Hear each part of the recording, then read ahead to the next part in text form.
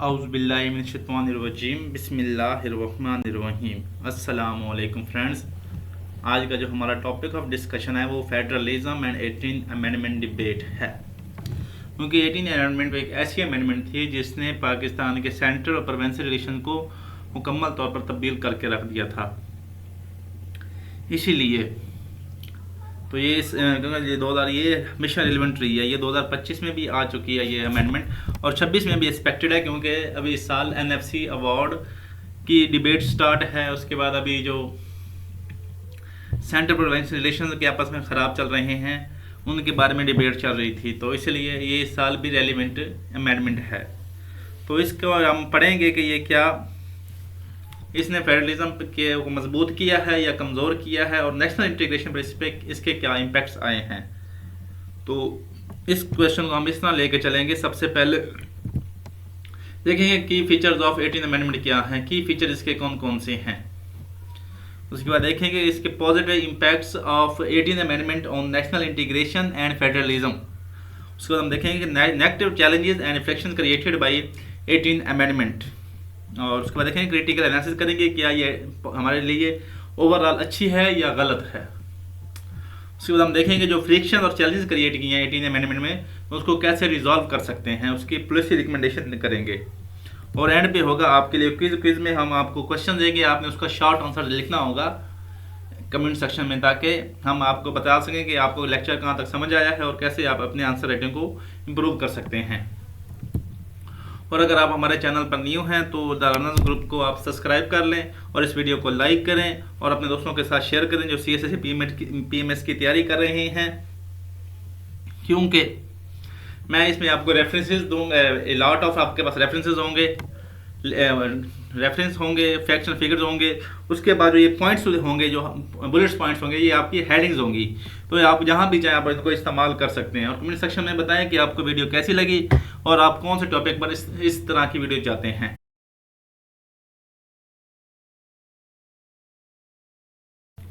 जब भी आपने किसी क्वेश्चन का इंट्रोडक्शन लिखना है तो आपका वो हमेशा 3/4 पेज पर मुश्तमिल होना चाहिए, और आपका जो इंट्रोडक्शन होना चाहिए वो आपके पूरे क्वेश्चन की समरी होनी चाहिए, कि जो आपका इंट्रोडक्शन पढ़े तो उसको समझ आ जाना चाहिए कि आप इस क्वेश्चन में क्या कुछ एक्सप्लेन करेंगे। उसके बाद आपने जब भी इंट्रोडक्शन लिखना है तो उसको सबसे पहले आपने कोई ना कोई फैक्ट, फिगर या कोट देनी है। तो इसके बारे में आप एक इसका कोट नोट करें। पाकिस्तान की तारीख में वफाकी और सूबाई ताकत का तवाज़ुन हमेशा तनाज़े का मरकज़ रहा है। हैरानकुन बात है कि 18वीं आइनी तरमीम ने सूबों को 60 से ज़ायद नए इख्तियारात दिए। 18वीं आइनी तरमीम ने सूबों को 60 से ज़ायद नए इख्तियारात दिए, जिससे नेशनल इंटीग्रेशन और पॉलिसी इंक्लूसिविटी में बेहतरी हुई। ये तो हो गया आपका फैक्ट या कोट हो गया। अभी हम चलते हैं इंट्रोडक्शन की तरफ। सबसे पहला जो पॉइंट इंट्रोडक्शन है वो है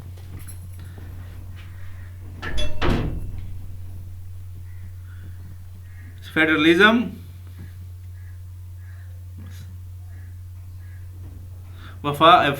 बैलेंस सेंटर प्रोविंशियल रिलेशंस। वफाकी निज़ाम का बुनियादी मकसद मरकज़ और सूबों के दरमियान ताकत और इख्तियारात का मतवाज़न कायम करना है। जब दोनों फ्रीक अपने दायराकार के अंदर रहें तो पॉलिसी साजी मुअस्सिर और पॉलिटिकल स्टेबिलिटी कायम रहती है। उसके बाद दूसरा पॉइंट है 18 अमेंडमेंट डीपन प्रोविंशियल ऑटोनॉमी। 18वीं तरमीम ने सूबों को कानून साजी, उसके बाद जो फाइनेंशियल रिसोर्सेज और इंफ्रास्ट्रक्चर, जो इंतज़ामी अमूर में नए इख्तियारात दिए। इसने वफाकी और सूबाई तल्लुकात में नई जिद्दें पैदा की। उसके बाद stronger autonomy promotes national cohesion, national integration. जब सूबे अपनी सलाहियत और इख्तियारात के मुताबिक फैसले कर सकें तो वफाकी निज़ाम को तक़वियत मिलती है, यानी सेंट्रल हमारा मजबूत होता है। मकामी मसाइल के हल में शराकत दारी से कौम में एतमाद और कोहेजन पैदा होती है। But coordination gaps create frictions. वफाक और सूबों के दरमियान राब्ताकारी में कमी या पॉलिसी यकसानियत की अदम मौजूदगी तनाज़ात और हुकूमती कार्रवाइयों में रुकावट पैदा करती है, जिससे जमहूरी और इदारा जाती इस्तेकाम मुतासिर होता है, यानी इंस्टीट्यूशनल स्टेबिलिटी मुतासिर होती है। उसके बाद क्या है, उसने पहले वो बता दिया इंडिपेंडेंट क्या करें बताएंगे हम, फिर उसने वो बता दिया कि आप फ़ायदे क्या हुए, उसको नुकसान में फ्रिक्शन क्या होती है, उसका रिफॉर्म्स ही बता रहा है। ये आपके पूरे इंट्रोडक्शन का वो कहते हैं, पूरे क्वेश्चन का इंट्रोडक्शन होता है, जो आपका जो आपका सिंपल इंट्रोडक्शन होता है। 18वीं वो है reforms ensure unity with diversity.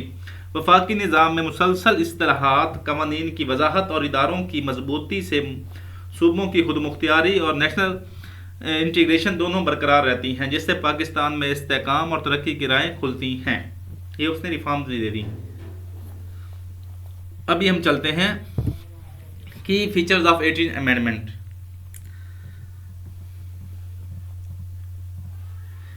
और इसके पहले वो पहली पॉइंट है वो है कनकरेंट लिस्ट कंप्लीटली अबॉलिश्ड।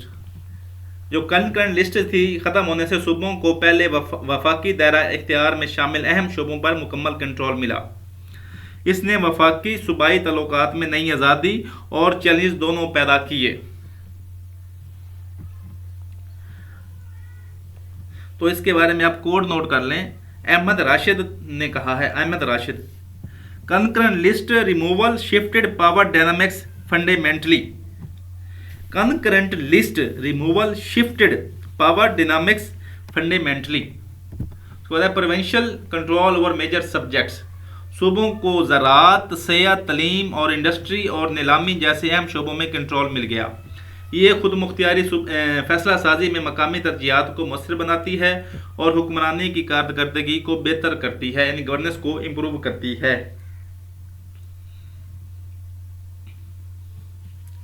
तो इसका फैक्ट नोट कर लें। Sindh education reform 2023 fully provincial led, क्योंकि सिंध में जो करा वन नेशनल करिकुलम आया था, तो one national single national curriculum उसको रिजेक्ट किया था सिंध ने, तो इसलिए इन्होंने 2023 में अपनी रिफॉर्म लेके आए एजुकेशन में।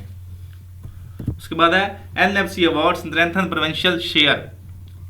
NFC अवार्ड के जरिए सूबों को वफाकी आमदन में हिस्सा बड़ा हुआ मिला। इससे माली उसकी जो फाइनेंशियल ऑटोनॉमी बढ़ी और सूबाई तरक्याती मंसूबे ज़्यादा मौसर और मुस्तकिल बने। तो इसका फैक्ट नोट कर लें। Provincial share increase from 56% to 60% post 18 amendment NFC award 2024। अभी जो डिस्कस हो रही है उसमें जो सूबों का शेयर है वो 56 से 60 की वो कर रहे हैं कि इतना बढ़ाएं सूबों का। उसके बाद strengthen parliamentary and democratic structure. 18वीं तरमीम ने पार्लियामेंट्री और डेमोक्रेटिक स्ट्रक्चर को मजबूत किया है। वफाक और सूबों के दरमियान तवाज़ुन कायम हुआ, कानून साजी में ट्रांसपेरेंसी बढ़ी और गैर मुंतखब कुव्वतों की मुदाखलत कम हुई।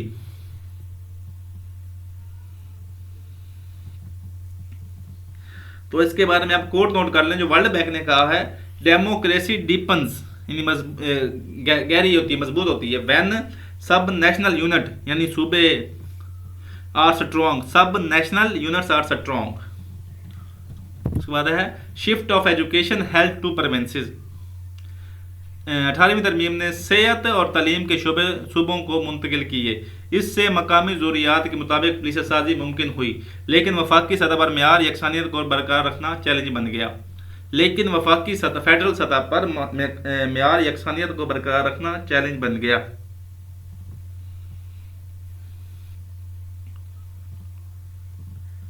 तो ये हो गया आपका शिफ्ट हुआ। Sindh implemented provincial curriculum reform 2023 independently. उसके बाद council of common interest empowered further. Council of common interest के इख्तियारात मजबूत हुए ताकि वफाक और सूबों के दरमियान मसाइल पर बाहमी मशावरत यानी म्यूचुअल कंसल्टेशन और फैसला साजी मुमकिन हो। ये तवाज़ुन कायम रखने में मरकजी किरदार अदा करती है, यानी काउंसिल ऑफ कॉमन इंटरेस्ट सूबों और फेडरल सूबों और वफाक के दरमियान तवाज़ुन कायम रखने में अहम किरदार अदा करती है। तो इसका फैक्ट नोट कर लें।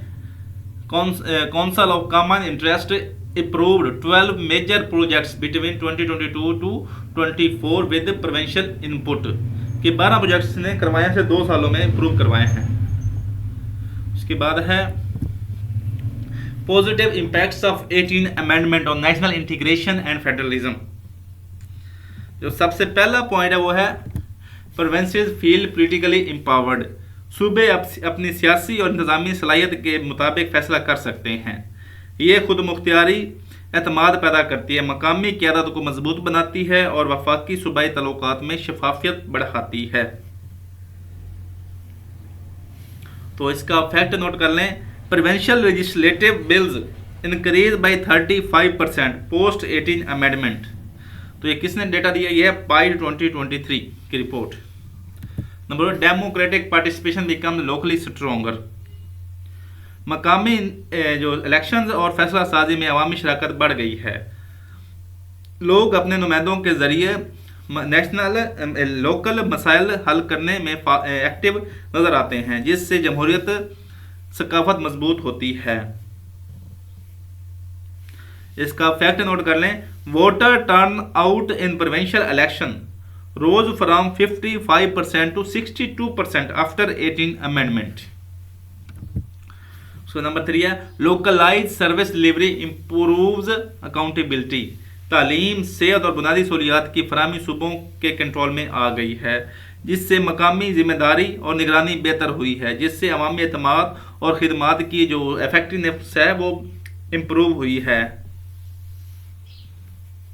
तो इसका फैक्ट नोट कर लें आप, Punjab provincial health budget execution improved by 20%। उसके बाद है ethnic grievances address through autonomy. सूबाई खुद ऑटोनॉमी ने मुख्तलिफ नस्ली और लसानी ग्रोहों की शिकायत और महरूमियों को कम किया है। मकामी फैसलासाजी में शमूलियत से फ़िरका वाराना और नस्ली कशीदगी कम हुई है, एथनिक रेशेस कम हुए हैं, नेशनल इंटीग्रेशन को फ़रोग मिला है। तो इसका फैक्ट क्या है? Balochistan saw 15% rejection in local protest post autonomy. Balochistan saw 15% reduction in local protest post autonomy 18 amendment. उसके बाद नंबर 5 है, वो है balance development resource centre prevent balance development reduce centre prevents mistrust. माली वसाइल की मुनसिफ यानी बैलेंस तकसीम और तरक्याती मनसूबे सूबों को एतमाद फराहम करते हैं। ये वफाकी और सूबाई अदम एतमाद कम करते हैं और सूबाई और कौमी पुलिसियों में यकजहती और ताउन बढ़ाते हैं।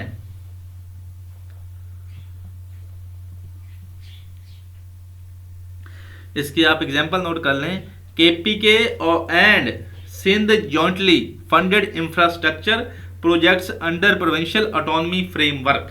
Funded infrastructure projects under provincial autonomy framework.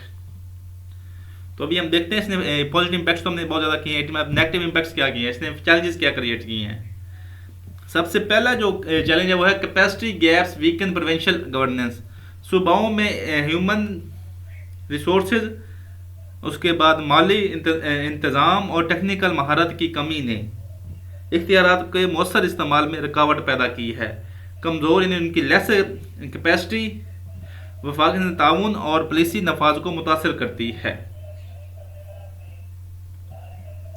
तो इसकी आप फैक्ट नोट कर लें, there is 40% provincial departments lack train managers. There is 40% provincial departments lacked train managers. ये किसने कहा है? ये पाइड 2024 ने कहा है। उसके बाद है coordination issue between centre provinces. वफाक और सूबों के दरमियान राब्ते की कमी ने मनसूबों की हम आंगी और मुश्तरका पॉलिसियों को मुतासर किया। इससे गैर ज़रूरी क्लैशेज और बर वक्त फैसला साजी में डिले हुआ।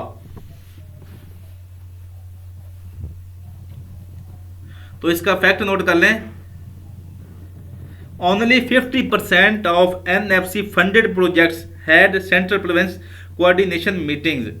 Only 50% of NFC funded projects had central provincial coordination meetings, यानी 50% है, 50% कोऑर्डिनेशन भी नहीं करते आपस में। उसके बाद है uneven provincial performance widen disparities. कुछ सूबे इस्लाहात में कामयाब जबकि देगर पीछे रह गए। ये पुलिसी और माली अदम मसावात को बढ़ाता है, नेशनल इंटीग्रेशन और सूबाई एतमाद को भी मुतासर करता है। इसका जो फैक्ट है आप नोट कर लें, Punjab literacy rate improved 4% after 18 amendment, but Balochistan increase only 1% education rate, literacy rate. Punjab literacy rate improved 4% whereas Balochistan 1% post 18 amendment. उसके बाद है एम्बेगोटी यानी ambiguity in roles create disputes. वफाक और सूबों के दायरा इख्तियार में इबहाम यानी एम्बेगोटी ने फैसलों, माली वसाइल और कानूनी जिम्मेदारियों पर तनाज़ा पैदा किया है। वाज़ेह आइनी तफहीम ना होने से, वाज़ेह आइनी एक्सप्लेनेशन ना होने से टकराव और पुलिसी में गैर यकीनी बढ़ी।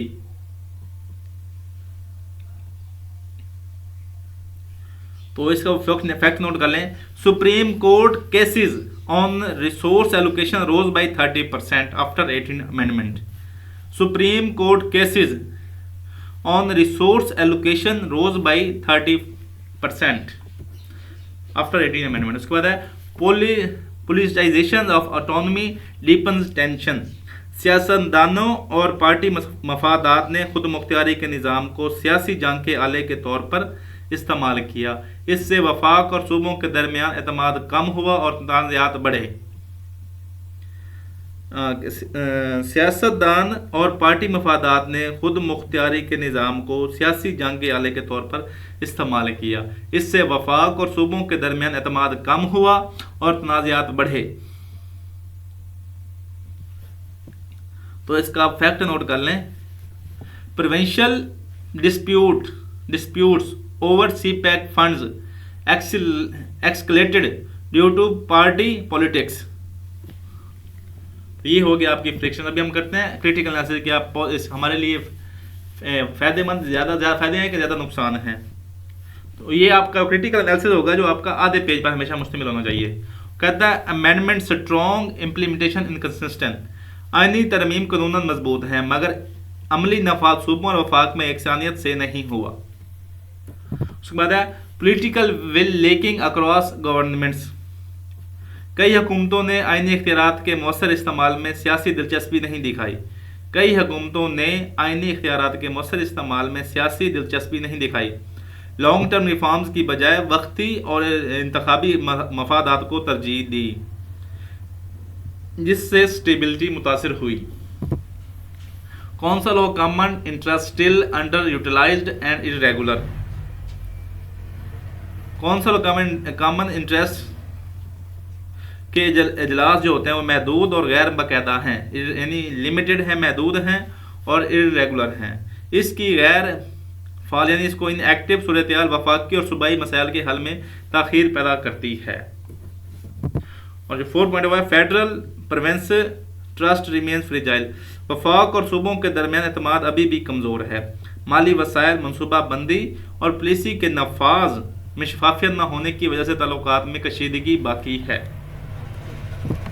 अभी हम देखते हैं कि जो इसमें कमियां कोताहियां रह गई हैं उसको कैसे हम इम्प्रूव कर सकते हैं। सबसे पहला जो पॉइंट है वो है strengthen council of common interest for regular coordination. Council of common interest को बाकायदा और मौसर इजलासों के जरिए मजबूत बनाया जाए ताकि वफाक और सूबों के दरमियान पॉलिसी में हम आंगी मनसूबों की फौरी अलमदारी और एतमाद पैदा हो। दूसरा पॉइंट है capacity building for provincial institutions. सूबाई इदारों की सलाहियत बढ़ाने के लिए तरबियत, टेक्नोलॉजी और इंतज़ामी वसाइल फराम किए जाएँ ताकि इख्तियारात के मौसर इस्तेमाल से मकामी पुलिसी और अवामी खदमात की कारकर्दगी बेहतर हो। Transparent fiscal oversight and audit system. Financial transparency और एहतसाब के निज़ाम को मजबूत करने से वफाकी और सूबाई वसाइल का मौसर इस्तेमाल यकीनी बनेगा।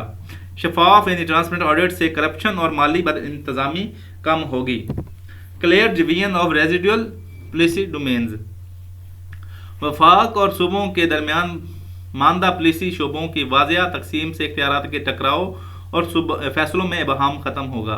वफाक और सूबों के दरमियान जो रेजिडुअल पॉलिसी डोमेन्स की वाज़ेह तकसीम से इख्तियारात के टकराव और फैसलों में जो एम्बिगिटी यानी जो इबहाम है ख़त्म होगा और मनसूबों की यकसानियत और कौमी यकजहती मजबूत होगी। हार्मोनाइज नेशनल स्टैंडर्ड्स इन की सेक्टर्स।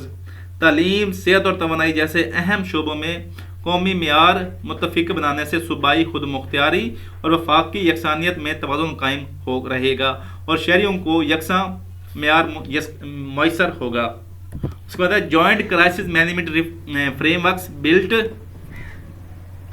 वफाक और सूबों के मुश्तरका बहरान मैनेजमेंट फ्रेमवर्क से कुदरती आफाक, तवानाई बहरान या सेहत हंगामी सूरत हाल में मौसर रद्द-ए-अमल मुमकिन होगा।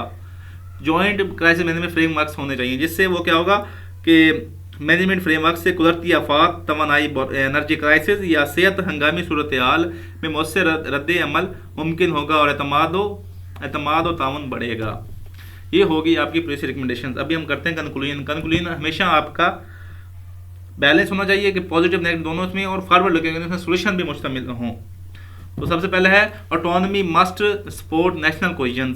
सूबों को दी जाने वाली ऑटोनॉमी का मकसद सिर्फ आज़ादी नहीं बल्कि नेशनल इंटीग्रेशन और एतमाद कायम रखना भी है। उसके बाद है strong federation requires cooperative federalism.